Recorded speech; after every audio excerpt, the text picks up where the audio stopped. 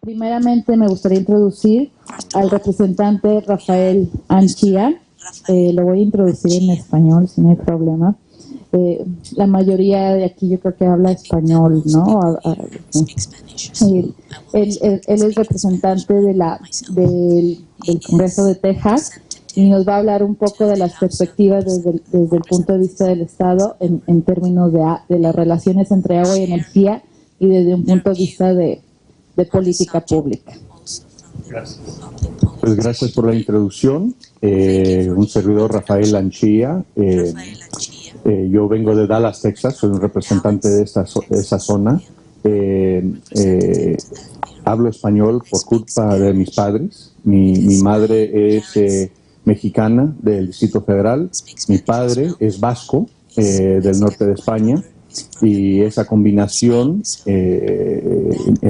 conocieron en Miami de la Florida y yo ocurrí ahí y me crié en un barrio de recién llegados ahí y así es que he mantenido mi idioma en la primera generación en Estados Unidos. Ahora soy representante estatal de la zona de Dallas, también a pesar de estar en la minoría en la legislatura de Texas, en la Cámara de Diputados.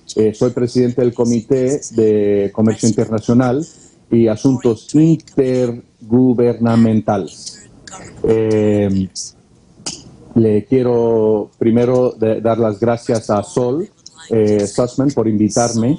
Yo asistí a una de las primeras conferencias del Border Energy Conference en Saltillo, hace años, creo que en el 97 o algo así, cuando yo tenía 14, 15 años.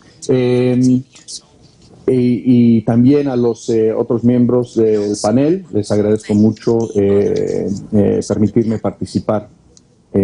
Voy a cambiar ahora al inglés y les voy a confundir a los traductores, perdóname. Para tratar los temas más técnicos me gustaría hablar en inglés y darles un poco la perspectiva que tenemos en Texas, ¿no? Porque en Texas somos un líder global en energía y a la misma vez tenemos una tensión enorme entre el uso del agua y la producción de energía, y me gustaría compartir unas experiencias e ideas sobre esta tensión, porque pienso que ocurrirá en México también a través de la reforma, o ya está ocurriendo. So I'm going to start speaking in English, and I promise you I have a very low-tech presentation. It's just me, okay? But I want to deliver for you some statistics. And I talked about that tension in Spanish a minute ago. That tension between real or perceived between energy production and water. And in Texas, you have to understand, and I'm sure Regiomontanos do understand, and just as a footnote, I used to teach at the Autónoma of Nuevo León from 1994 to 2000, a class on international trade every trimester, so it's good to be back. But Regiomontanos know, and Texans know, about the significant drought that this region has been experiencing. In fact, in Texas, it's been the most severe drought in about 60 years. And we're seeing scarcity events that have not been seen in modern history in the state. To put it in perspective, I'll share with you a couple of statistics. So 13 of our major reservoirs in the state of Texas are below 10% of full capacity. 67% of the state is in a full drought. And 25% of the state, so a full fourth of the state, is considered in a severe state of emergency, right?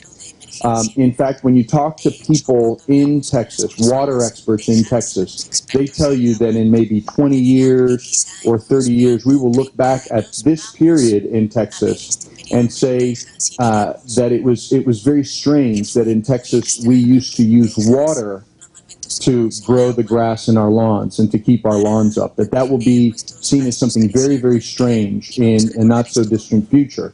And if you think about the process, Texans are very proud of their big yards. If you think about that process, we use a precious resource like water to water our lawns so the grass will grow then we hire people to come cut the grass, bag it up, and send it to our landfills. So I imagine in about 20 or 30 years, people are going to be looking back at this practice very oddly in the future. We're monitoring the water supply in our reservoirs, and they're about 60% capacity. So it's a very serious situation. On top of that, we have aging infrastructure.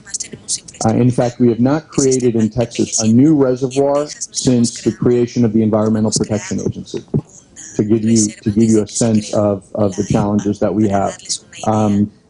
As a result, the legislature last session did a couple of things, but we created a $2 billion fund, and it's a revolving loan fund for municipalities so that they can get cheap money in order to build more water infrastructure. Because some of our municipalities, Wichita Falls, and these are pretty significant places, like Groesbeck, Texas, even a place called Happy, Texas. They're just about out of water, so Happy, Texas is not very happy these days.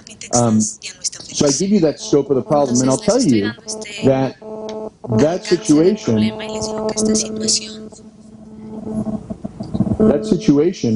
is not limited to... ¿Soy yo? ¿Celulares? Sí. Bueno, no puede ser el mismo, entonces. That situation is not limited to the United States. If you look at the map in Mexico and Central America, you see similar dynamics. In fact, next week I'm going to be in China.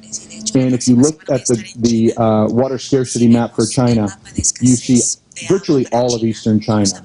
So you're talking about Shanghai, Beijing, Shandong province, Hebei, Tianjin, all the very significantly populated provinces on the eastern side of China are in what they call absolute scarcity for water. And the surrounding provinces are doing a little bit better, but they're in a situation of either stress or material scarcity. So based on that context of water scarcity, you have a countervailing tension of needing water production, because as Jessica told us earlier, not only do you need water to produce energy, but you need energy to produce water, right? So the flip side is true. And much of what we've heard during this conference and what we'll hear today is about the water that you need to produce energy. So what is that in terms of scope of magnitude? So in terms of global energy production, it accounts for about 15% of total water withdrawals globally. Right? Does that seem like a big number or a small number to people? 15% to produce energy? That sounds about right? Okay. Now, what do we use water for in terms of energy production? Well, I'll sort of put it into two major categories. We use it for the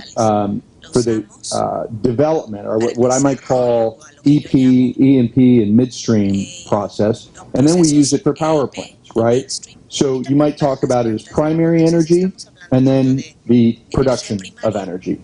And when you look at the power generation for each of those, on the primary energy part, the extraction, the transportation, and then the processing of those fuels, you also need to look at our power plant production. There are obviously big differences in the use of energy for the creation of power depending on the fuel source, and we can get into some of that. Some are more going to be more constrained in an environment of water scarcity.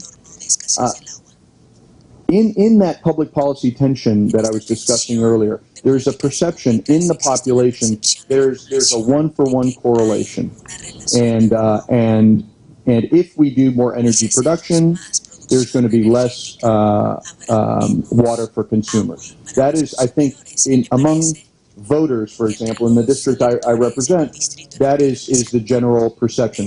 There is a further perception that the increase of energy production in the state of Texas as a result of our fracking boom that has generated a great deal of revenue to the state, that is also having a material impact on our water resources. So as a policymaker, it is my duty to not only balance the use of those precious resources and make sure that we have enough for things like agriculture, municipal consumption, and at the same time industrial and energy. and people often think, well, it's really a tension between the water that I'm going to be drinking as a human being, as a result of, or the water that I'm going to be using to take a shower, and the production of energy.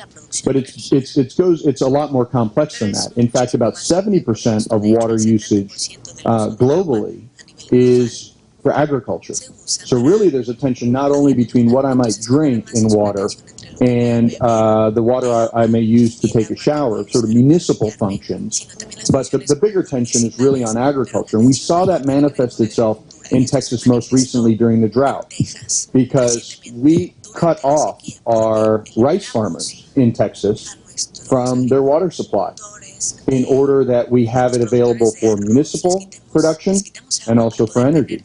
I mean, because at some point it does become a zero-sum game, right? So when you balance energy needs, agriculture needs, industrial needs, and then sort of municipal and consumer needs, there are a lot of countervailing interests often.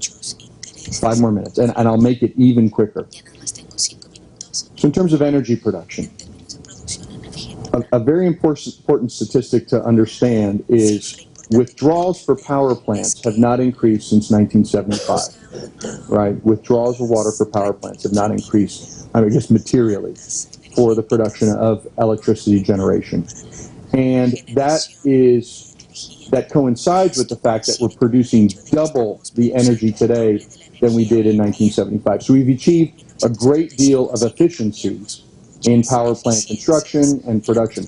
Now, it's interesting to note that while withdrawals have not increased materially, these increased efficiencies require more consumption. Does everybody understand the difference between withdrawal and consumption? All right. Withdrawal is how much you take out. Consumption is what you use that is not put back in. Okay, those two terms are really important, because withdrawals have been basically flat since 1975, but consumption has increased significantly. And when we look out in the upcoming years, we're going to see that these more efficient plants do consume significantly more. Okay. Another perception that we're trying to deal with in the population suggests that fracking, because of its water consumption, and people hear about the millions of gallons used on a particular frack site, because fracking takes a lot of water, that specific activity, we should look at that specific activity as policymakers more carefully maybe than conventional extraction. However, and this is an interesting fact that was presented to my committee and the legislature recently, that when you compare conventional extraction with fracking, especially for our formations in Texas, the Eagle Ford and the Permian, as opposed to maybe the Bakken, which does take a lot more water, you're looking at about comparable levels of water use. And that to me was an interesting, data point, that, simply because fracking is occurring doesn't mean we're using more water on a per well basis. In fact, they're relatively comparable. What we're seeing more is additional water use in the aggregate, because hydraulic fracturing and horizontal drilling, these two, in my view, fantastic technological breakthroughs, have increased the activity on an aggregate basis of extraction. So that's why you're seeing more water use. But among and between conventional and hydraulic fracturing for oil production, it's about the same. And this was confirmed by a 2014 study. It just came out last month, in fact, in September, from the University of Texas Jackson School of Geosciences, that compared the water use for hydraulic fracturing versus conventional for oil and gas production in the Eagle Ford Shale. The same cannot be said of other formations. The Bakken is significantly more intensive for water use. So what other ideas can I leave you with? In Texas, what we're trying to do is accommodate this through innovative relationships. I'll give you an example of one. And this is in the Permian Basin with Pioneer Energy, which is based in Irving and part of the community that I represent. In July of this year, the Odessa City Council, the city of Odessa, it's Midland, Odessa, they're little sister cities. They recently approved an agreement with Pioneer Natural Resources so Pioneer is going to purchase 4.2 million gallons of treated wastewater per day at a cost of about 27 cents per barrel. There are about 42 gallons in a barrel, just for context. Because currently the city is dumping wastewater down a geological formation because they don't need it for its city needs, including their golf courses, their parks, or any municipal buildings.